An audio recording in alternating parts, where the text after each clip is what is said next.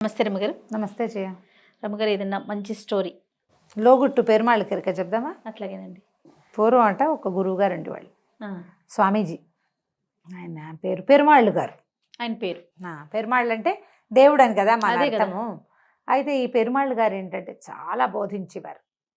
కర్మ, దుర్విపాకం అలాంటివి.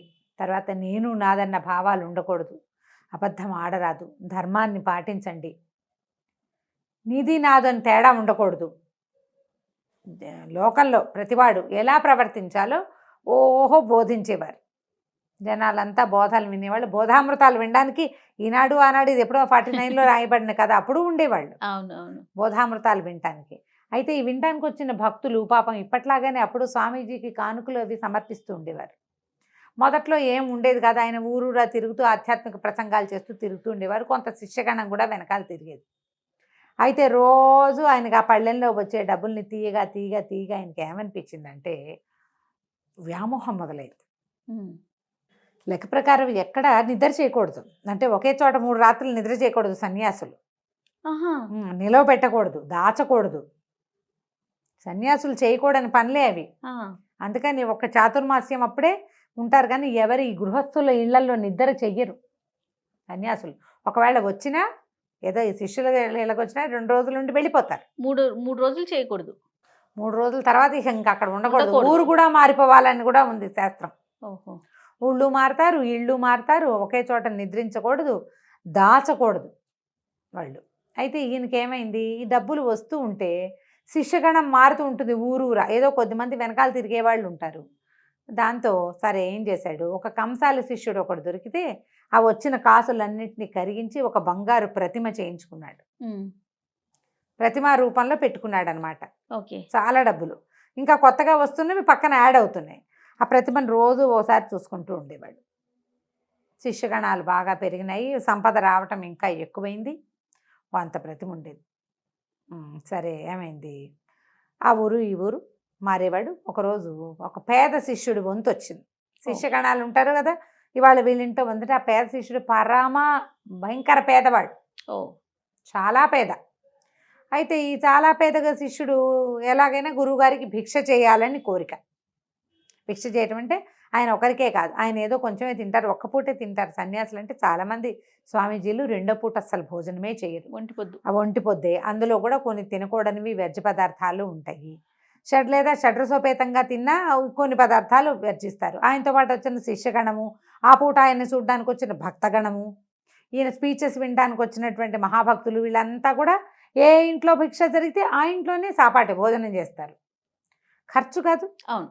అయితే ఈ పేద భక్తుడు బాగా ఆలోచించుకున్నాడు, భార్య తను, ఆమెకి ఎలాగైనా భిక్ష చేయాలి గురువుగారికి అని ఉంది. ఈ వారం నువ్వు పెట్టుకోగలిగితే ఈ నెలలో నీ వంతు అని చెప్పారు. ఆ ఊళ్ళో అతని ఇల్లు అది పర్వాలా, ఇల్లుంది, కాకపోతే డబ్బులు లేవు. బాగా ఆలోచించుకుని గురువుగారిని రమ్మన్నాడు. సరే పెడితే వాళ్ళకి ఎంత చక్కటి భోజనం, వాళ్ళకి శ్రద్ధ ఉంది చాలా, వంతు కోసం చేయలే, ప్రీతితోటి చేశారు. అయితే గురువుగారిని ఎంత చక్కటి భిక్ష చేసావో, భోజనం చాలా బాగుంది, మంచి స్వాదమైన పదార్థాలు పెట్టావు, ఏమిటో నీకు చాలా ఇబ్బందిగా ఉందని వీళ్ళంతా అన్నారు, అయినా నువ్వు ఎలాగో పెట్టావు. సరే 5 రోజులు ఈ ఊళ్ళో, ఈ 5 రోజులు నీ ఇంట్లోనే భిక్ష చేయాలనుందో, నీకు అభ్యంతరం లేకపోతే అనగానే గటక్క మందుకుండే. ఇప్పుడు చేప ముంత చాప మంత వాళ్ళ దగ్గర ఉన్నవి, కుండ మూకుడు అన్నీ అమ్మేసి భోజనం పెట్టాడు ఆయన. ఇంతమందికి 5 రోజులు శిష్యగణంతో సహా రోజు ఈయన భిక్ష ఇస్తారు. ఇక్కడే కదా, ఇక్కడే చేయాలంటే భక్తులు మారుతారు కదా. ఇవాళ స్పీచ్ నచ్చితే రేపు వాళ్ళ చుట్టాలను కూడా తీసుకొస్తారు. భోజనం ఎలాగూ బాగుంది. అక్కడి నుంచి అంతా పెరుమాళ్ళ దయ అన్నాడు. 2వ రోజు మహత్తరంగా స్పీచెస్ సాగినాయి, చాలా అత్యద్భుతంగా చెప్పారు. గురువుగారు చెప్పినటువంటి వాక్యాలు అతనికి నేను నాది అన్న భేదభావం వద్దు, ఇక్కడ నీది నాది లేదు, అంతా మందే, అందులో ఏమీ లేదు, నువ్వు నిర్మమ బుద్ధితో చేస్తే ఏ తప్పైనా ఒప్పే, నిర్మమంగా చెయ్యాలి అంతే. సరేననుకున్నాడు. 2వ రోజు గడిచింది, ఎంతమంది వచ్చారు, బాగుంది. 3వ రోజు గడిచింది, ఎంతమంది వచ్చారు. 4వ రోజు కూడా గడిచింది, చాలామంది వచ్చారు. చక్కగా భోజనాలు షడ్రసోపేతంగా కుదురుతున్నాయి. గురువుగారు చాలా సంతోషిస్తున్నారు. భిక్ష అమోఘంగా అఖండంగా జరుగుతుంది. శిష్యగణం అంతా ఆశ్చర్యపోతారు, గురువుగారు పరమాశ్చర్యం. 5 రోజులు గడిచాక ఏమోయ్ నాయనా నువ్వు చాలా బాగా చేసావు, నీ అంత అత్యద్భుతమైన శిష్యుణ్ణి నేను ఇప్పటిదాకా చూడలేదు. ఈ 5 రోజులు ఏ భేదభావం లేకుండా వచ్చిన వాళ్ళందరినీ చక్కగా ఆదరించావు. సరి అయిన శిష్యుడవంటే నువ్వేనోయ్ అన్నాడు. అని నువ్వు ఇదంతా ఎలా చేయగలిగేవంటే అంతా పెరుమాళ్ళ దయ ప్రభు అన్నాడు. అంతా పెరుమాళ్ళదే దయ అంటే ఈయన అబ్బో అనుకున్నాడు. శిష్యుడికి చాలా జ్ఞానం వృద్ధి అయిపోయింది అనుకున్నాడు. సరే ఆ ఊరి నుంచి బయలుదేరి పక్క ఊరికి చేరగానే ఆయన తన వస్తువుల్లో దాచిపెట్టినటువంటి తన దేవుని ప్రతిమను ఒకసారి చూద్దామని తీస్తే ఏముంది, అంతకుముందు ఆ మాత్రం తూగే దేవుని ప్రతిమ ఇలా తీసేసాడు. లోపలంతా డొల్లైపోయింది బంగారం. ఈయన ఏం చెప్పాడు, నీది నాదని భేదభావం లేదు, అదే కదా, అందరికీ ఉపయోగపడమే మానవ జన్మకి సార్థకత. నువ్వు ఈ జన్మలో ఉపయోగపడు, వచ్చే జన్మ లోపల నీకు ముక్తి వస్తుంది కదా. మరి పెరుమాళ్ళకి అంతా పెరుమాళ్ళ దయ అంటే పెరుమాళ్ళు ఎవరు ఇక్కడ? ఒకటి తను, రెండోది ఈ ప్రతిమ. అంతే, ప్రతిమని 5 తులాలు చేసేసాడు. 5 కేజీల ప్రతిమ 5 తులాలు అయిపోయింది. రోజుకో చెక్క ముక్క కొట్టేసి లోపల భాగం అంతా గోకి గురుగారిదే. మరి ఆయన ఏం చెప్పాడు, నీది నాది భేదభావం వద్దన్నాడు కదా. లోగుట్టు పెరుమాళ్ళ విగ్రహం బాగానే కనపడుతుంది, లోపల నుంచి లాగేశాడు మొత్తం. రోజు బంగారం కాస్త ముక్కలు ఆకు రావటం, అమ్మేసి భోజనం పెట్టేయటం. గురుగారిది అయితే ఏమిటి, నాదైతే ఏమిటి, అంతా మందే కదా. నీది నాదని భేదభావం లేదు. గురువు గారికి డక్కు పెట్టింది. ఏమనుకున్నాడంటే, ఓరి నాయనా నేను ఒట్టి స్పీచెసే చెప్పాను, నువ్వు కదా జీవితంలో ఇంప్లిమెంట్ చేసావు. 5 రోజులు తింటాం తప్పిస్తే ఇంకోటి ఏం లేదు. శుభ్రంగా తిన్నారు వచ్చిన వాళ్ళంతా, బాగా జరిగింది. అంతా గురువుగారి దయ. దాంతో ఇక నేను దాచకూడదు అనే విషయం ఆయనకు అప్పుడు అర్థమైంది. లోగుట్టు ఎప్పుడు కూడా భగవంతుడికి తెలుస్తుంది. ఇప్పుడు నేనేదో చేస్తా, నేను అనే ఒక ఎంటిటీ, ఎవరో ఒక వ్యక్తి అనుకుందాం. ఈ చేసేటప్పుడు నేను ఎందుకు చేశాను అనేది ఎవ్వరికీ ప్రపంచానికి తెలియదు. అవును, కానీ భగవంతుడికి తెలుసు ఖచ్చితంగా. ఆయన ఎక్కడుంటాడు, లోపల పరమాత్మ వ్యవస్థిత అని చెప్తారు. ఈ శిఖలో భగవంతుడు మనకి మన మంత్రపుష్పం వింటే శ్రద్ధగా తెలుస్తుంది ఎక్కడ ఎలా ఉన్నాడు. ఈ లోపల హృదయానికి కిందగా ఒక నీలం రంగు ఒక కమలం పద్మం ఉంది, ఇలా ఉంటుంది. లోపల ఒక విద్యుల్లేఖలాగా మెరుపు తీగలాగా మెరుస్తున్నటువంటి ఒక రేఖ ఉంటుంది. దానికొసన చిన్నది ఒక దీపం ఉంది, అందులో పరమాత్మ ఉంటాడు.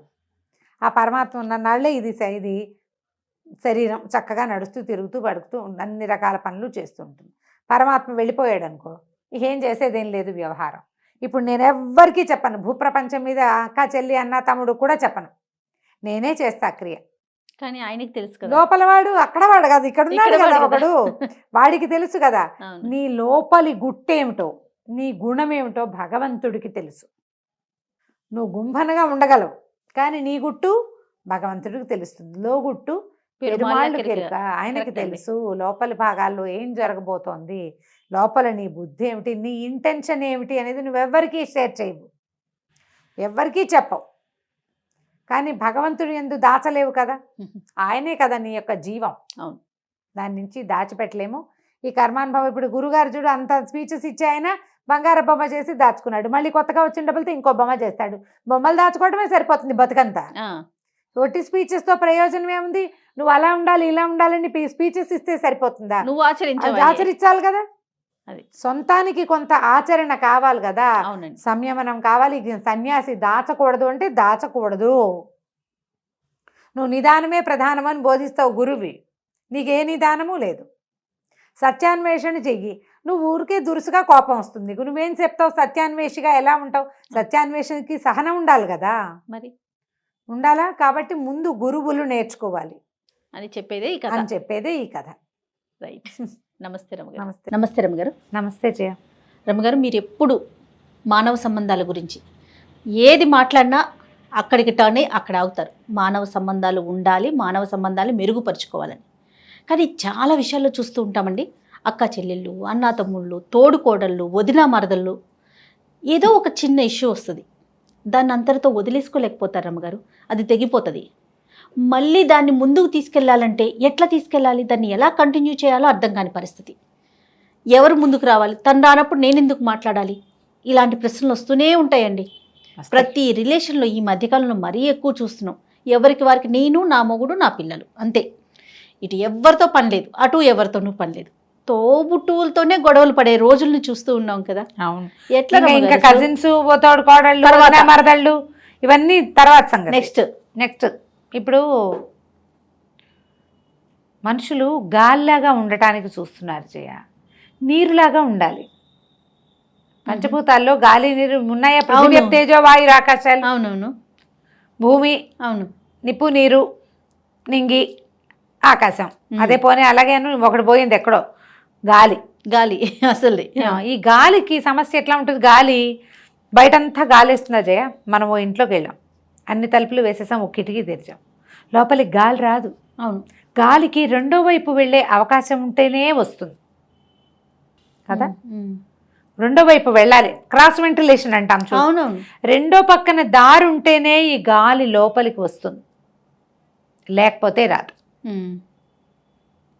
నేను అలాగే ఉంటాను, వాళ్ళు సరిగ్గా లేరు కాబట్టి నేను సరిగ్గా ఉండను అనే పంధాలోకి ఇప్పుడు వచ్చేసాం.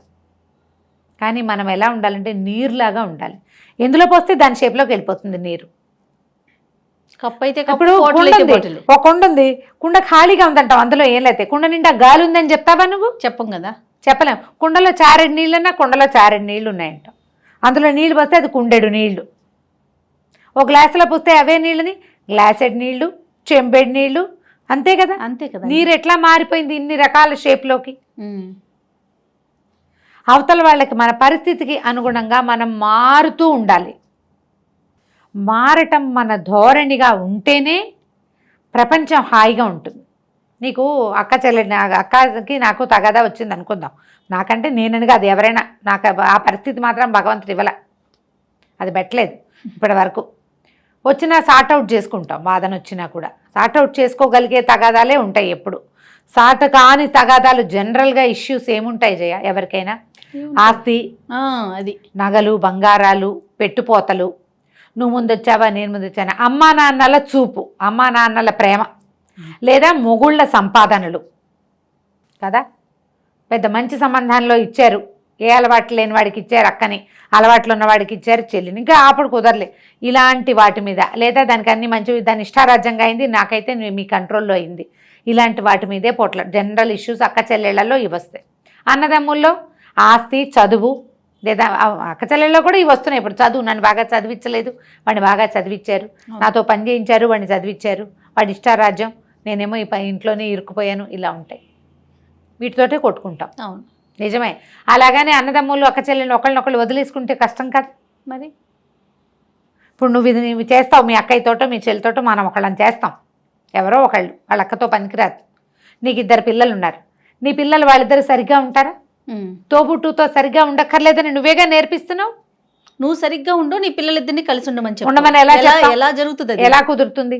పోనీ కాదు, నీకు ఒక్కతే పిల్ల, అది ఎవరితో కలిసి ఉండక్కర్లేదు, దాని ఇష్టారాజ్యంగా ఉంటుంది. ప్రపంచంతో అయినా కలిసి ఉండాలి కదండి, లోకంతో కలిసి ఉండాలి, కంపెనీతో కలిసి ఉండాలి. రేపు పొద్దున మొగుడో ఎవరో వస్తారు తోడు, వాళ్ళతో కలిసి ఉండాలి. అయితే మొగుడు, కాకపోతే పెళ్ళాము, ఆడపిల్ల అయితే మొగుడు, మగ పిల్లవాడు అయితే పెళ్ళాము, వాళ్ళతో కలిసి ఉండాలా? మానవ సంబంధాలు ఉండాలి కదా. వాడు లోకంలో బతకాలి, ఆఫీసుల్లో ఈ గ్రూప్ డిస్కషన్లు అవి కదా, ఉద్యోగాలు అనేసరికల్లా ఒక గుంపు కలిసి పనిచేయటం. అవును, అసలు కలిసి వెళ్ళటం అన్న మాటే మన దగ్గర లేకపోతే మనం మన పిల్లలకి ఏమి ఇస్తాం? తోబుట్టులు ఒక్కళ్ళుంటే రక్తబంధం, ఆ ఒకదాన్ని కూడా తెంచేసుకుని, చెడగొట్టేసుకుని, బాగు చేయలేనంతగా పాడు చేసేసుకుని, ఈ ధోరణి మార్చుకోవాలి జయ. ఇప్పుడు నువ్వు ఎవరు ముందు వెళ్ళాలి అనేది ఒక ప్రశ్నగా ఉంది. అవునవును, ఎవరి స్టెప్ వాళ్ళు వేస్తే ముందుకెళ్ళిపోతాం. పోనీ వాళ్ళు రావట్ల, మనమే వెళ్దాం, ఈ ఆలోచన ఉన్నా ఉండదు. నేను ఎందుకు తగ్గాలి అనిపిస్తుంది జయ. ఎప్పుడు నేను ఎందుకు తగ్గాలి, ఆ నేనుకి పీట వేసినంత కాలం మనకు మానవ సంబంధాలు బాగుండవు. నాకేం పట్టింది, నాకేం తక్కువ, నాకేం అవసరం, నేను ఎందుకు తగ్గాలి? Why should I? ఈ క్వశ్చన్.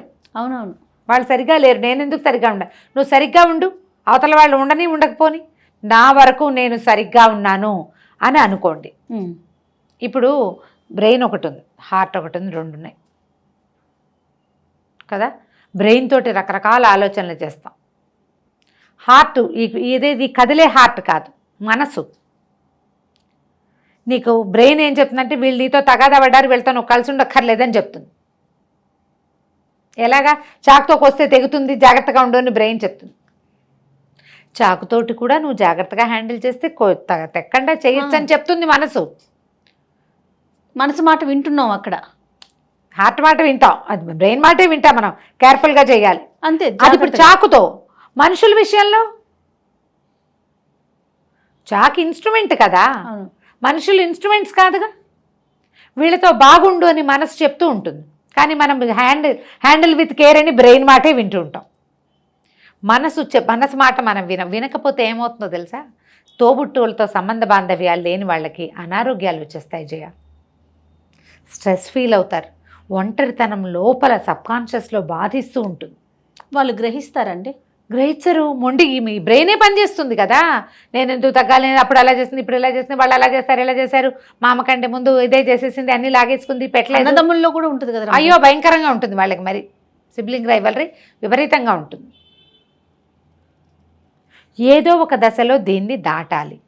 దాటండి, చాలా సమస్యలు తీరిపోతాయి. దీనికి ఒక చిన్న కథ చెప్తాను జయ. ఓకే. చాలా చిన్న కథ. ఒకరోజు ఒక ఊళ్ళో రామయ్య సోమయ్య అని ఇద్దరు అన్నదమ్ములు ఉన్నారు.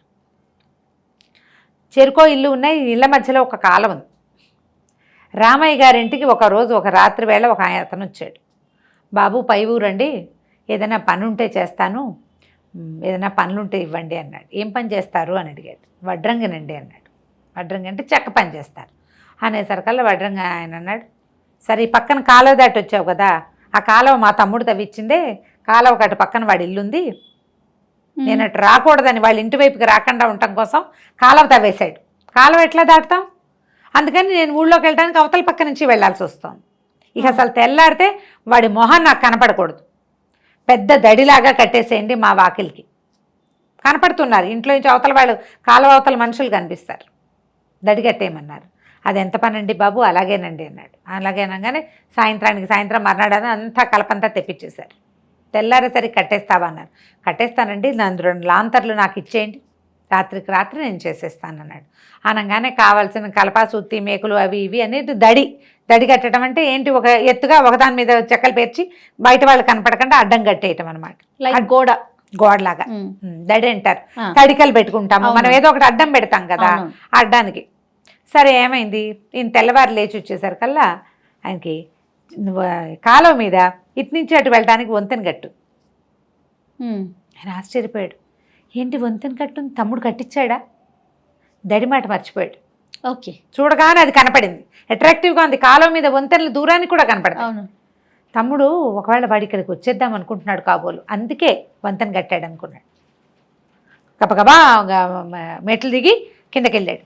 అటునుంచి తమ్ముడు చూస్తున్నాడు కాలువకు అవతల వైపు. తెల్లారేసరికి ఏంటి వంతెనుంది, రాత్రికి రాత్రి మా అన్నయ్య మా ఇంటికి రావాలనుకున్నాడు, అందుకే వంతెన నేర్చుకున్నాడని అతను గబగబా నడిచి వచ్చాడు. ఇద్దరు వంతెనకు అటు ఇటు నిలబడి ఉన్నారు. వడ్రంగి వచ్చాడు. బాబు దడి కట్టేస్తే ఎప్పటికీ మీరు చూడలేకుండా అయిపోతారండి. కాలం మీద వంతెన కడితే ఏ రోజు రావాలనుకుంటే ఆ రోజు వచ్చేస్తారు. ఆయనకి చాలా రోజుల తర్వాత తమ్ముడు తన కోసం నడిచి రావడం చూసేసరికి ఈ రామయ్యకి కళ్ళ నీళ్ళు వచ్చేసినాయి. అన్నయ్య కంట్లో నీళ్లు చూసేసరికి సోమయ్యకి మనసు మెత్తబడిపోయింది. గబగబా వంతెన మీద ఎక్కి వచ్చేసాడు. అన్నయ్య ఎంత బాగా కట్టించావు వంతెన అని. అన్నయ్యే వడ్రంగిని హైర్ చేసి ఉంటాడని తమ్ముడు అనుకుంటున్నాడు, తమ్ముడే కట్టి ఉంటాడని అన్నయ్య అనుకుంటాడు. ఎవరు కడితే ఏముంది, వంతెనే కదా. ఒక మంచి మాట, ఆ వడ్రంగి చెప్పిన మాటకి ఆ రామయ్య కావలించుకున్నాడు. నాయన ఎంత మంచి పని చేసావు, నా కోపానికి ఓ దడి కట్టేస్తే శాశ్వతంగా మా తమ్ముడు మొహం చూడకుండానే అయ్యేవాడిని. అవును, ఇప్పుడు 2 ఇళ్ళకి ఒక దారి ఉన్నట్టుంది. ఇళ్ళ మధ్యలో కాలం ఉంటే దాటలేరు. అవునవును, దాటగలిగే కాలం కాదు అది.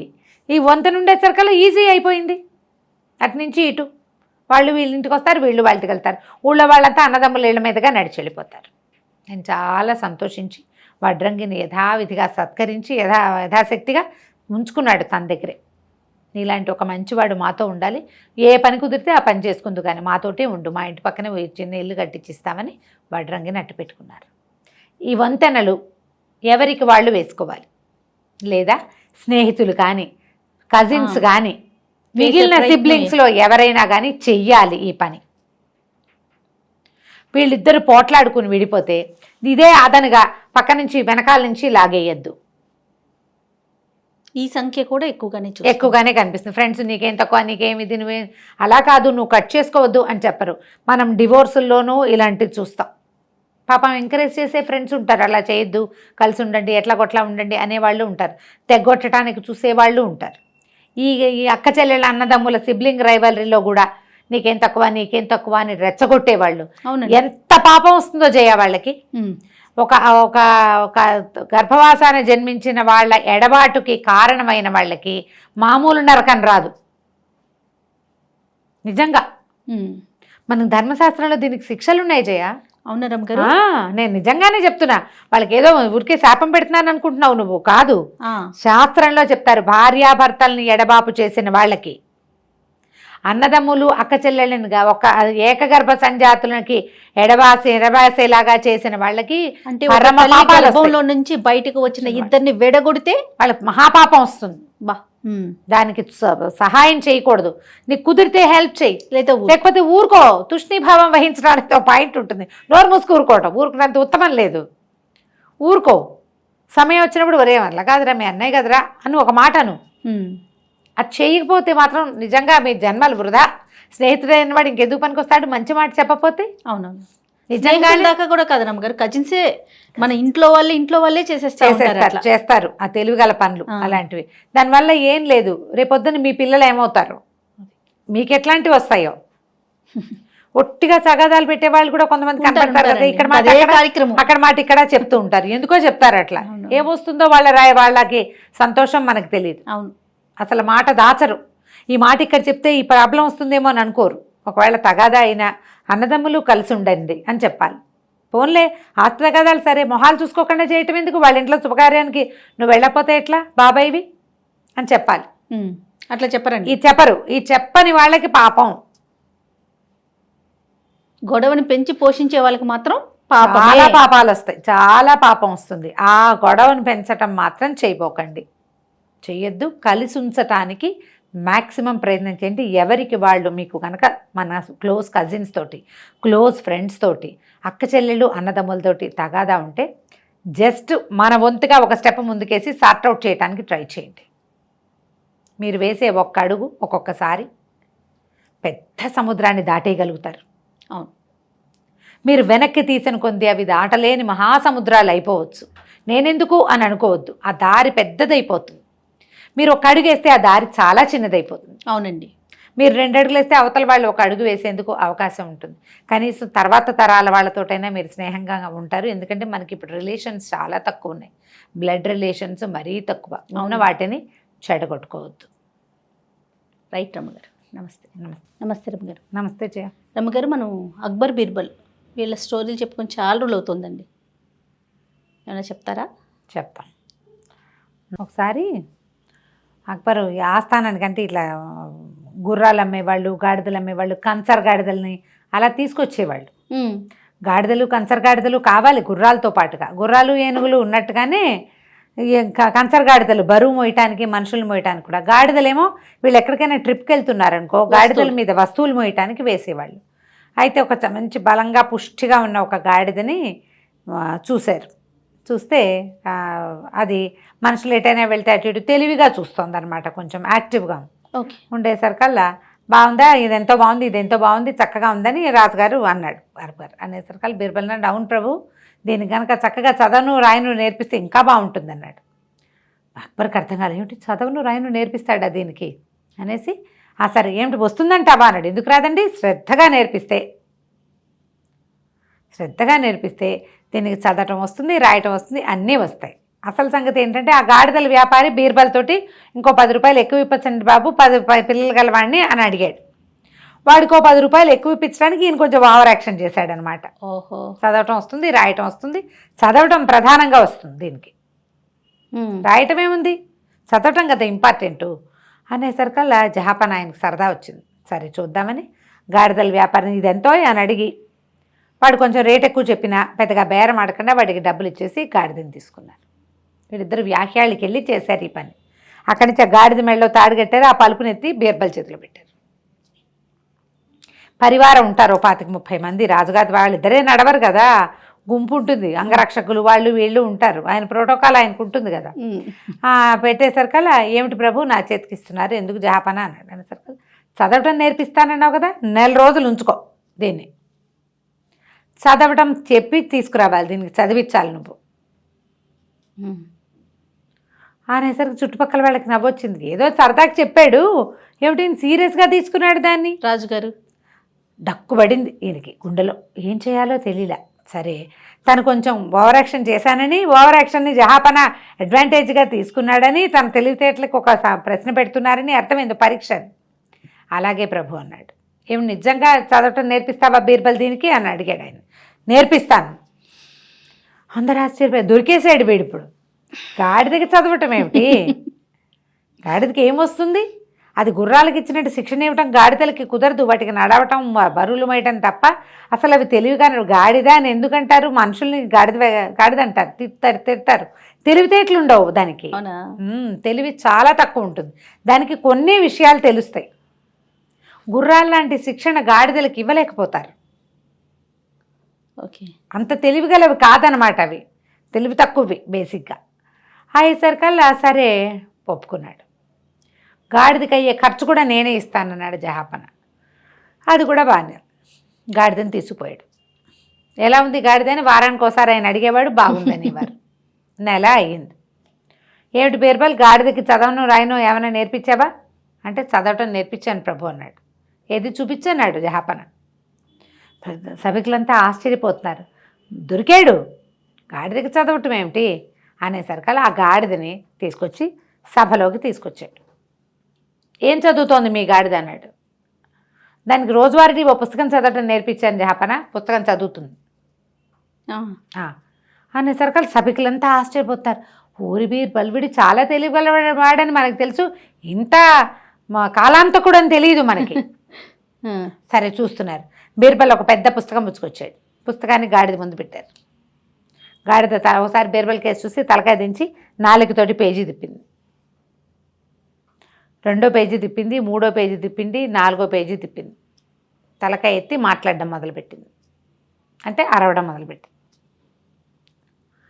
పేజీలు తిప్పరుస్తోంది, చదువుతోంది అది.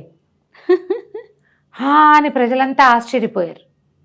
రాజుగారు ఆశ్చర్యపోయారు. చదివేస్తున్నట్టే కదా, పేజీ తిప్పి బయటికి చెప్తోంది, అందులో ఏముందో చెప్పమన్నాడు, చెప్తోంది అది గాడిద భాషలో చెప్తోందా. మరి అంతే. అయ్యేసరికల్లా రాజుగారు అడిగాడు, అక్బర్ అడిగాడు, బాగుంది, ఎంత బాగా నేర్పించావు బీర్బల్, చదువుతోంది ఇది, ఇందుకు ఏమంటోంది గాడిద అన్నాడు. దానికి మనం గాడిద భాష నేర్చుకోవాలి ప్రభు, అది మనకి ఇంకా రాదన్నాడు. పోనీలే అనేసరికి రాజు అన్నాడు, బాగానే ఉంది, గాడిద భాష ఎవరికైనా వచ్చేమో కనుక్కుందాం, అది వేరే కదా, అసలు దీనికి ఇది ఎలా వచ్చింది, నిజం చెప్పు బీర్బల్ అన్నాడు. ప్రభు ఏకాంతంలో చెప్తానన్నాడు. పోనీలే. ఏకాంతంగా వెళ్ళారు, గాడిదని తోలుకుపోయారు. రాజుగారు ఆశ్చర్యంతోటి ఎలా చేశామంటే, ఏముంది ప్రభు, నేను ఏదో మాట వరుసకు అన్నాను, ఆ గాడిదల వాడికి ఇంకో 10 రూపాయలు ఎక్కువ ఇప్పిద్దామని మీరు దాన్ని నిజంగా తీసుకున్నారు, మరి అప్పుడు నేను కాదంటే మాట తిరిగిపోయినట్టు అవుతుంది. మీరు నలుగురిలో ఉన్నప్పుడు రాజుగారికి ఒక విచిత్రమైన ధోరణి ఉంటుంది, తన మాట కాదంటే ఆయన నచ్చదు. మరి ఇందాక అలా ఎందుకన్నావు, పోట్లాడతాడు, అందుకని నేను తగ్గిపోయాను. సరే గాడిదని మరి మీరు నేర్పించమన్నారు, ఏదో ఒకటి చెయ్యాలి, అందుకని దానికి ఒక ఉపాయం ప్రకారం నేర్పించాను ప్రభు అన్నాడు. ఏమిటి బీర్బల్ ఉపాయం, ఏం చేసావంటే, 2 రోజులు దానికి ఏం పెట్టలేదండి, పెట్టలేదు, మరి 3వ రోజున దాన్ని నకనకలాడిపోతుంది, కట్టేస్తుంది, దాని దారిని అది గడ్డి మేసేందుకు అవకాశం లేదు. ఈ పెద్ద పుస్తకాన్ని దాని ముందు పెట్టి మొదటి పేజీలో గడ్డి పెట్టా, పుస్తకాన్ని కదిపింది, దానికి లోపల గడ్డి ఉందని తెలిసింది, పేజీ తీయటం తెలుసుకుంది, అది మూత పెట్టి తోసింది, గడ్డి తినేసింది. 2వ రోజు 2వ పేజీలో పెట్టా, 3వ రోజు 3వ పేజీలో పెట్టా, పేజీలు తిప్పి గడ్డి తినటం తెలుసుకుంది అది. అలా ప్రాక్టీస్ చేయించాడు ఈయన. అలా ప్రాక్టీస్ చేయించాము. ఇప్పుడు ఇవాళ 3 పేజీలు తిప్పాక దానికి అర్థమైంది అందులో గడ్డి లేదని, అందుకని అరిచింది అది. 3 పేజీల్లో ఏముందో అది చదవలేదు, అది ఇంకా పెట్టలేదు ఏమిటి అని ప్రశ్నించింది దాని భాషలో. అంతే చేశానండి అన్నాడు. రాజుగారు ఆశ్చర్య, పర్వాలేదు ఇది కూడా తెలివే, బీర్బల్ నీకు కత్తికి 2 వైపులా పదనేనయ్యా అన్నాడు. బాగుంది. తెలివి గల కథలు కదా. నిజానికి అక్బర్ బీర్బల్ కథలు పెద్ద పెద్ద ఉండవు, చిన్న కొంచెం చిన్న చిన్న కథలు ఉంటాయి. ముల్లా నసరుద్దీన్ కథలు, ఈ అక్బర్ బీర్బల్ కథలు ఇవన్నీ చిన్నవిగానే ఉంటాయి. ఇంత చిన్న కథ కదా, ఇంకో కథ చెప్తాం. ఓసారి ఆస్థానంలో ఏదో ఇట్లా మాట్లాడుకుంటే బీర్బల్ వేసిన జోక్కి అక్బర్కి చాలా నవ్వొచ్చింది. అన్నాడు, నీ కడుపు నిండా పెట్టాలన్నదోయ్ నాకు అన్నాడు. పెట్టండి ప్రభు, మీరేం పెట్టినా తింటాను అన్నాడు. అనేసరికల్లా ఈయనకి చక్మని ఒక ఐడియా వచ్చింది. బీర్బల్ శాకాహారి, అతను వెజిటేరియన్. అయితే ఈయన ఏమన్నాడు, ఏం పెట్టినా తింటావా అని అడిగాడు అక్బర్. తింటానండి అన్నాడు. నువ్వు ఆలోచించుకుని చెప్పాలి, నేను పెట్టింది తినకపోతే కుదరదు అన్నాడు. మీరు పెట్టింది ఎలాగైనా తింటాను. ఆయన స్ట్రైక్ అయింది, రాజుగారు ఏదో పెడుతున్నాడు పెట్టకని నాకని. మీరు పెట్టింది ఎలాగైనా తింటాను ప్రభు అన్నాడు. నీకు నచ్చినా నచ్చకపోయినా, నువ్వు తినేదైనా కాకపోయినా ఏదైనా సరే మీరు పెట్టింది ఎలాగైనా తింటాను ప్రభు అన్నాడు. అనగానే ఒరే పట్టుకురండి రా అన్నారు. అని ఒక కోడిని తెప్పించాడు. ఆ కోడిని చేతిలో పెట్టారు. దీన్ని తింటావా అని అడిగాడు. తింటాను ప్రభు అన్నాడు. అదేంటి బీర్బల్, నువ్వు శాకాహారివి కదా అన్నాడు అక్బర్. దాందేముంది ప్రభు, కోడిని కోసుకుని తినక్కర్లేదుగా, అమ్ముకుని కూడా తినచ్చు, ఎలాగైనా తింటానని చెప్పా కదా. కోడిని అమ్మేస్తాను, వచ్చిన డబ్బులతో పాయసం చేసుకుని తింటాను. తెలివి, బ్రెయిన్ వాడడం.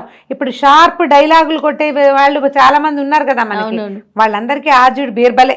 అంతే, మాట ఏదైనా సరే నువ్వు ఎలాగైనా తినమన్నావు, కోసుకుని తినాలి, కోసుకుని వండుకుని తింటాం ఎందుకు, అమ్ముకుని తినచ్చు కదా, అమ్ముకునైనా తినేసేయచ్చు కదా.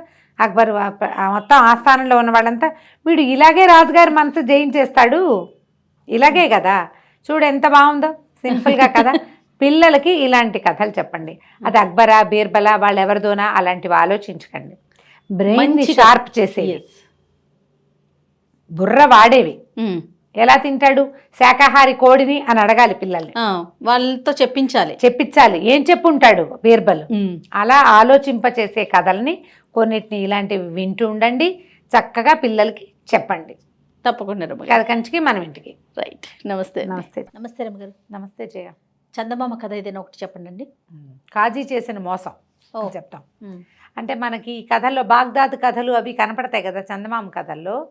ఇది 50s 60sలో వచ్చిన కథ. అందులో ఒక రాజుగారు ఉన్న సమయంలో ఆయన ఒక స్టోరీ అనమాట. సుల్తాన్ మొహమ్మద్ అని ఆయన రాజుగా ఉన్నాడు. ఆయన కొంచెం ధర్మ పరిపాలన చేసేవాడు అని అంటారు. ఆ కాలంలో ఒక వర్తకుడు ఉండేవాడు. ఇతను ఏంటంటే చాలా ప్రేమించి ఒక అమ్మాయిని పెళ్లి చేసుకున్నాడు. భార్యాభర్త చాలా అన్యోన్యంగా ఉండేవాళ్ళు. అయితే ఈ ఊళ్ళో బిజినెస్ వ్యవహారం అంతా అయిపోయాక పై ఊరు వెళ్ళి సంపాదించుకురావాలని అతను ఉద్దేశపడ్డాడు. సరే, మరి భార్యని ఎవరికైనా అప్పచెప్పి వెళ్ళాలి. ఆమె పుట్టింటి వాళ్ళు ఈ దేశం వాళ్ళు కాదు. ఇక్కడ తోడు లేకుండా ఒంటరిగా అయిపోతుంది. బాగా ఆలోచించి ఏం చేశాడు, ఆ ఊళ్ళో ఒక కాజీ గారు ఒక ఆయన ఉండేవాడు. ఆయన చాలా ధర్మాత్ముడని మంచివాడని పేరుంది. ఈయన ఏం చేశాడంటే ఆ కాజీ గారి దగ్గరికి వెళ్ళి, ఏమండి మరి నేను ఇలా వ్యాపార నిమిత్తం వెళ్ళాలనుకుంటున్నాను, నా భార్య ఒక్కతే ఉంటుంది, కుటుంబం లేదు ఇక్కడ, మరి మేము వేరే దేశం నుంచి వచ్చి ఇక్కడ సెటిల్ అయ్యాం, ఆమె పుట్టిల్లు వాళ్ళు వేరేగా ఉన్నారు, మరి మా భార్యని ఈ సంవత్సరం పాటు, సంవత్సరం అనుకుంటున్నా, 9 నెలలకి 10 నెలలకు కూడా నేను వచ్చేయచ్చు, కాస్త మీ ఇంట్లో ఉంచి కాపాడండి, మీ దగ్గర అట్టె పెట్టుకోండి అన్నాడు. సరే, వాళ్ళ ఇంటికి తాళం వేసి ఈ తలుకు పెట్టే బేడ అవన్నీ ఈ కాజీ గారింటికి చేర్పించారు. కాజీలు అంటే ఇప్పుడు ముస్లిమ్స్ కదా, వీళ్ళు కొంచెం పరదా పాటిస్తారు కదా. కాజీ గారు కొంచెం పెద్దవాడు కూడా, వాళ్ళకి 3 మంది పిల్లలు ఉన్నారు. వర్తకుడి భార్యకి ఇంకా పిల్లలు లేరు. సరే, ఈ అమ్మాయి ఆ లోపల జనానాలో వాళ్ళతో పాటు ఉండేది. ఉండగా 8, 9, 10 నెలలు గడిచాక ఒకరోజు ఏదో సందర్భంలో ఆ అమ్మాయి ఆ జనానాలో నుంచి బయటకు వచ్చినప్పుడు ఎప్పుడో చూశాడు ఈయన కాజీ గారు ఆ వర్తకుడి భార్యని. ఎంత అందంగా ఉందో. ఆయనకి అప్పటిదాకా ఎప్పుడూ లేని దుర్బుద్ధి ఒకటి ఏర్పడింది. ఈ పిల్లని స్వాధీనపరచుకోవాలి, ఇవ్వకూడదు, వెనక్కి పంపించకూడదు అని. సరే, ఏం చేశాడు, మామూలుగా ఆయనకి పొద్దున పూట వెళ్ళిపోయేవాడు ఆయన పని మీద. మధ్యాహ్నం ఆయన ఎక్కడుంటే అక్కడికి భోజనం పంపించేవాళ్ళు. భోజనం బయటే చేసేవాడు. అసలు మగవాళ్ళు ఆడవాళ్ళు కలిసి తింటాలు అవి ఆ కాలంలో మరి వాళ్ళ ప్రాంతాల్లో కూడా ఉండేవి కాదేమో. ఒకరోజు వర్తకుడి భార్య, ఈ కాజీ గారి భార్య, నేను పుట్టింటికి వెళ్ళొస్తాను పిల్లల్ని తీసుకుని, ఇంట్లో మన వర్తకుడి భార్య ఉంటుంది, ఆ అమ్మాయి అమ్మాయికి అప్పచెప్పాను, 2 పూటలే నేను వెళ్ళి పిల్లల్ని తీసుకుని వెళ్ళొస్తానని చెప్పింది. ఆ వర్తకుడి భార్య కాజీ భార్య చాలా స్నేహంగా ఉండేవాళ్ళు. ఆ అమ్మాయి కూడా చాలా మంచిది, బుద్ధిమంతురాలు. సరే ఏం చేశాడు ఈయన, మధ్యాహ్నం భోజనం పొద్దున పూటే పంపించేస్తారు కదా, మధ్యాహ్నం భోజనానికి ఇంటికి వచ్చేసాడు. అమ్మాయి లేదు, తన భార్య ఏమో లేదు, ఇంటి పెత్తనం ఎవరికి అప్పచెప్పింది, ఈ వర్తకుడి భార్యకి అప్పచెప్పింది. మరి ఈ అమ్మాయి ఏం చేస్తుంది, అయ్యో ఈయన భోజనానికి వచ్చాడని భోజనం అంతా ఏర్పాటు చేసి పక్కకి వెళ్ళి కూర్చుంది. ఎదురుగా ఉండటం వాళ్ళ పద్ధతి కాదు కదా. అక్కడి నుంచి ఈయన అన్నాడు, ఏమమ్మా అమ్మాయి, ఏమిటి పెద్దవాడిని, నాకు ఎదురుపడ్డానికి నీకేముందమ్మా అభ్యంతరం, మనం ఒక ఇంటి వాళ్ళం అన్నాడు. అవును కదా, ఆయనేమో ఒక ఒంటరిగా కూర్చుని అన్నం తినలేడు, పెళ్ళాన్ని దగ్గరుండి వడ్డిచ్చే అలవాటు బాగుండదని వడ్డంలోకి వెళ్ళింది. వెళ్ళాక ఏమన్నాడు, ఒక్కడనే ఏం తింటానమ్మా, నువ్వు కూడా పళ్ళెం తెచ్చుకో, ఇద్దరం కలిసి తిందామన్నాడు. సరేలే పెద్దవాడు కదా, ఇన్నాళ్ళు తండ్రిలాగా సంరక్షించాడని ఆ అమ్మాయి అటుపోయింది పళ్ళెం తెచ్చుకోవడానికి. ఓ పాయసం ఏదో చేయించారు, పాయసం కప్పులో ఈయన 2 నిద్ర మాత్రలు లాంటివి కలిపేశాడు. కలిపాడు కానీ భయం వేస్తుంది ఆయనకి, ఎప్పుడూ ఇలాంటి పని చేయలే. ఏనాడు చేయని పని, ఒక కొత్త పని, ఒక తప్పుడు పని చేసేటప్పుడు కాళ్ళు వణికిపోయి భయం వేస్తుంది. ఆ అమ్మాయి కాస్త ఆ పాయసం ఆయన పక్కన కూర్చొని, పక్కనంటే మరి పక్కన కూర్చోలేదు కానీ సాపంక్తిని కూర్చుంది ఆయనతో పాటే, ఇంకో పక్కన పేటేసుకుంది. అది తినేసింది, పాయసం తినేసి కళ్ళు మూతలు పడి ఎంగిల్ చేతితోటే పక్కకు పడిపోయింది. ఇంతలో ఏమైంది, ఈ కాజీ గారి భార్య ఎక్కడికో వెళ్ళింది కాదు, ఆ వెళ్ళిన చోట అక్కడ ఏదో మరణం సంభవించింది. ఆవిడ పిల్లల్ని వేసుకుని వెనక్కి వచ్చేసరికి తలుపు కొట్టింది. పిల్లలు భార్య సందడి వినపడేసరికి ఈయన హడిలిపోయాడు. ఈ పిల్ల తనతో అన్నం తింటాం ఓ తప్పు, అడమగా వేరే వాళ్ళ భార్యతో కూర్చుని అన్నం తింటాం స్పృహ తప్పి పడిపోయింది. మాత్ర పనిచేసింది, ఏం చేయాలి. అక్కడి నుంచి ఏం చేశాడు, ఈ అమ్మాయిని లాక్కుపోయి సామాన్ల కొట్లో వేసేసాడు. కాళ్ళు చేతులు ఉనికిపోతున్నాయి, ఆయనకి భయం వేసేస్తోంది. ఎవరు రాకపోతే ఏం చేసును, మేబీ ఏం చేసేవాడు, ఏం చేద్దామనుకున్నాడు, ఏదో ఈ పని చేసేసాడు. ఆ తర్వాత ఏం చేయాలనేది ఇంకా ఊహించలా. కొంప మునిగిపోయినట్టు ఆ అమ్మాయి కాస్త వచ్చేసి అక్కడి నుంచి తలుపు తీశాడు. బానిస పిల్లలు ఎవరో ఉండే వాళ్ళ ఇంట్లో వాళ్ళని పంపేశాడు. వెళ్ళి తలుపు తీసి రుసరుసలాడుతూ, ఏమిటి అన్నదిండు తలుపు తీయాల్సి వచ్చింది, ఈ కొంప ఎవరికి అప్పచెప్పావో, అదేమిటి నేను వర్తకుడి భార్యకి అప్పచెప్పాను కదా, ఏమో ఆవిడెక్కడుంది, ఆవిడెక్కడ లేనే లేదు, నేను చూడలేదు, నాకు తెలియదు అన్నాడు. నిర్ఘాంతపోయింది. అదేమిటి ఆ అమ్మాయి చాలా మంచిది, నేనే అన్నం పెట్టుకు తింటానంటే, అసలు ఆ అమ్మాయి అట్లాంటిది కాదు, పిల్లల్నే బాగా సంరక్షణ చేస్తుంది. అట్లా ఎందుకు చేస్తుంది, ఆ అమ్మాయి అట్లాంటిది కాదు, అమ్మాయి లోపల పనంతా చూసుకుంటుంది, అప్పచెప్పి వెళ్ళినప్పుడు నేను ఎందుకు చేయలేదు, ఏది అని చూస్తే ఎక్కడా కనపడదు, ఏమో ఎక్కడికి పోయిందో అన్నాడు ఈయన. అట్లా లేచక్కపోయే మనిషి కాదు అమ్మాయి. ఇటు తెల్లబోయింది. అదేమిటి అట్లా ఎట్లా అవుతుంది, అన్నం నువ్వు పెట్టుకు తింటే, ఈయనేమో రుసరుసలాడుతూ గబగబా అన్నం తినేసాడు. ఏం చేశాడు, ఆ అమ్మాయి 2వ కంచం పెట్టుకుంది కదా, తలుపు తీసే ముందు ఆ 2వ కంచమో పాయసం గిన్నె అన్నీ తీసుకెళ్ళి దొడ్లో పారేసేసాడు. తినేసి లేచక్కపోయింది ఎక్కడికోనన్నాడు. వీళ్ళు తెల్లబోయారు. పిల్లల్ని పంపించింది, ఒరే ఒక పిన్ని ఎక్కడికి వెళ్ళిందో చూడండి రా అని పిల్లల్ని బయటికి. ఆవిడ అసలు బయటికి వెళ్ళే మనిషే కాదు, ఏమైపోతుంది. ఇంతలో ఏమైంది, ఆ వర్తకుడు కూడా వచ్చేసాడు. 10 నెలలు అయింది అతను భార్య. మా ఆవిడ ఏదంటే నాకు తెలీదు ఎక్కడికి పోయిందో అంటాడు ఈయన. అసలు ఆ అమ్మాయి అట్టాడిది కాదయ్యా, నిన్నటి కాదు, ఇవాళ పొద్దుటి దాకా ఉంది, నేను రేపు సాయంత్రం దాకా మా ఇంటి బాధ్యత అమ్మాయికి అప్పచెప్పి వెళ్ళాను, అక్కడేదో మరణం సంభవించింది, చిన్నపిల్లలతో ఉన్నామని నేను వెనక్కి వచ్చేసా, అసలు అట్లాంటిది కాదు, చాలా బుద్ధిమంతురాలు అంటుంది పిల్ల.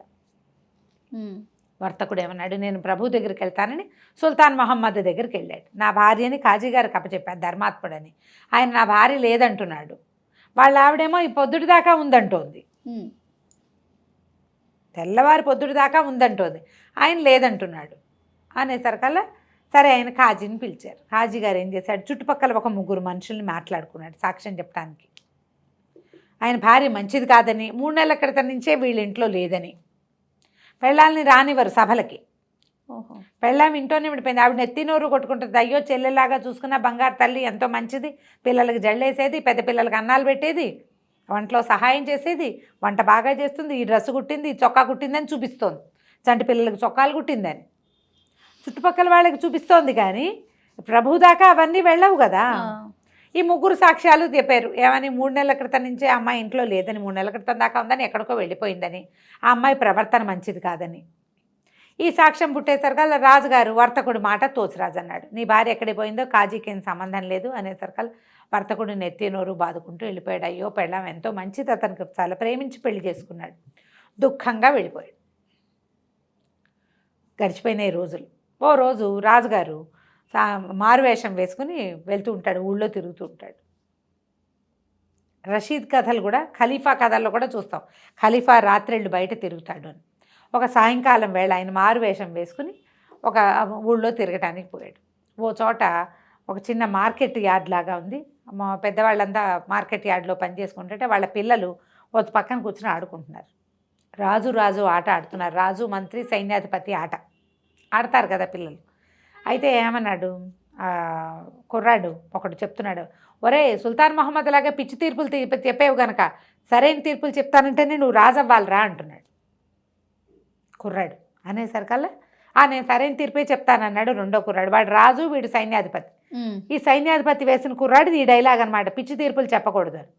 ఆ రాజు ఆశ్చర్యపడితే, నేను పిచ్చి తీర్పులు చెప్తానా అంటే ఇలా చెప్పుకుంటున్నారా, ప్రజలు చెప్పుకోకపోతే పిల్లలకి ఎలా తెలుస్తుంది? ఈయన పోయి ఆట దగ్గర కూర్చున్నాడు. ఆ సైన్యాధిపతి వేషం వేసిన కుర్రాడిని అడిగాడు, ఎరా అబ్బాయి, అయితే మీ సుల్తాన్ మహమ్మద్ పిచ్చి తీర్పులు చెప్తాడంటే, చెప్పడా మరి, చెప్పడా, అట్లాగే పిచ్చి తీర్పులే చెప్తాడు. మొన్న చెప్పాడు కదా వ్యాపారస్తుడి భార్యను ఎడిపోయిందో తెలియదని, మీ ఆవిడ నువ్వే వెతుక్కోమని చెప్పాడు, అది పిచ్చి తీర్పు కాదా అన్నాడు. అనేసరికల్లా అది పిచ్చి తీర్పు అంటావా? ఖచ్చితంగా పిచ్చి తీర్పే, మరి ఏం చేయాలంటావు అన్నాడు. సాక్షుల ముగ్గురిని పిలిపిస్తే చెప్తా నేను అన్నాడు కుర్రాడు. అనేసరికి ఈయన ఏం చేశాడు, మర్నాడు పొద్దున ఈ కుర్రాడిని గుర్తుపెట్టుకుని వాడి అమ్మా నాన్నకి కబురు చేశాడు, పిల్లాన్ని తీసుకురండి అని. మర్నాడు పొద్దున ఆ కుర్రాడిని తన ప్లేస్లో కూర్చోబెట్టాడు. సాక్షులు ముగ్గురిని పిలవండి, కాజీ గారిని పిలవండి, వ్యాపారస్తుడిని పిలవండి. ముగ్గురు సాక్షులు, కాజీ, వ్యాపారస్తుడు నుంచున్నారు. ముగ్గురు సాక్షులు 3 నెలల నుంచి వ్యాపారస్తుడి పెళ్ళం కాజీ గారి ఇంట్లో లేదు. అలాగా కాజీ గారి ఇల్లు ఎంత ఇల్లు, ఎన్ని గదులు ఉన్నాయి కాజీ గారి ఇంట్లో? కాజీ గారి జనానాలో ఉండేవాళ్ళని మీరు ఎట్లా చూశారు? మీరు ఇప్పుడు కాజీ ఇంట్లోకి వెళ్ళకుండా వాళ్ళ గదులు వైశాల్యం నిర్మాణం చెప్పలేరు కదా. మెమ్మే బెబ్బాయి అన్నాడు ఒకడు. ఆవిడని ఇదివరకు చూశాను, ఇప్పుడు కనిపించట్లేదు, ఆవిడంత మంచిది కాదన్నాడు రెండోవాడు.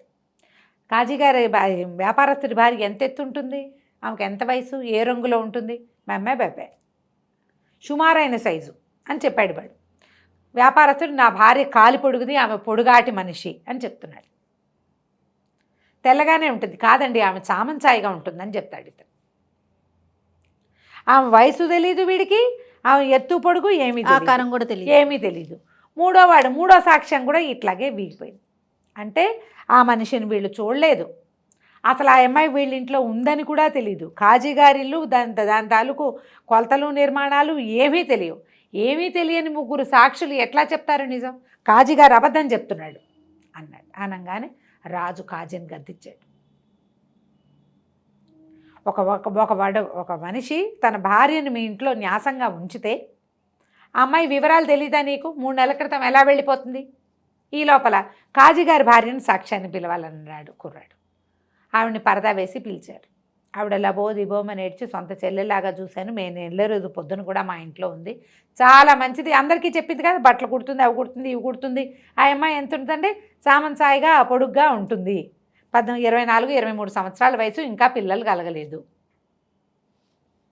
ఇవి చెప్పింది ఇతని వ్యాపారస్తుడు చెప్పింది సేమ్. కాజీ అమ్మాయిని ఏదో చేశాడు అని చెప్పాడు కుర్రాడు. ఈమె సుల్తాన్ కాస్త గట్టిగా గద్దించి ఆయన 2 చంపకాయ పీకడానికి ట్రై చేశారు. అంటే అడిగేసరికి అలా కొట్టినంత పని చేసేసరికల్లా ఆయన గడగడ వణుకుతూ, క్షమించండి, నేను ఒక పొరపాటు చేశాను, 5-6 రోజులుగా మా ఇంటి సామాన్ల గదిలోనే ఈ అమ్మాయి ఉంది, స్పృహ తప్పి పడిపోయింది అంతే. అప్పుడు వెంటనే ఆ సామాన్ల కొట్టులోకి వెళ్తే నీరసంగా స్పృహ తప్పి పడిపోయింది. ఏదో పిచ్చి మందు ఇచ్చేశాడు, మా మోతాదు ఎక్కువైపోయింది. ఆ అమ్మాయి అలాగే నా 5 రోజుల నుంచి కోమాలో ఉన్నట్టుగా అక్కడ పడింది. ఆ వేసిన మాత్రలకు విరుగుడు ఏంటో కనుక్కుని ఆ విరుగుడు మందు తాగిచ్చి ఆ వ్యాపారస్తుడి భార్యని అతనికి అప్పచెప్పారు. కాజీ గారు చేసిన మోసం ఇలా బయటపడింది అన్నమాట కుర్రాడి తీర్పుతోటి. మరి కాజీ గారికి శిక్ష పడిందా లేదా? శిక్ష పడింది. ఆయన ఆస్తంతా వీళ్ళకి అప్పచెప్పి ఆయన్ని ఊర్లో నుంచి బయటికి పంపించేశారు. అప్పుడు అట్లా చేసేవాళ్ళు. ఆయన భార్య, ఆయన పిల్లలు, ఈ లెక్క లేదు, ఈ లెక్క లేదు. ఇది ఆ చందమామలో వచ్చిన కథ. చాలా బాగుంది రమ్మగారు. నమస్తే. నమస్తే.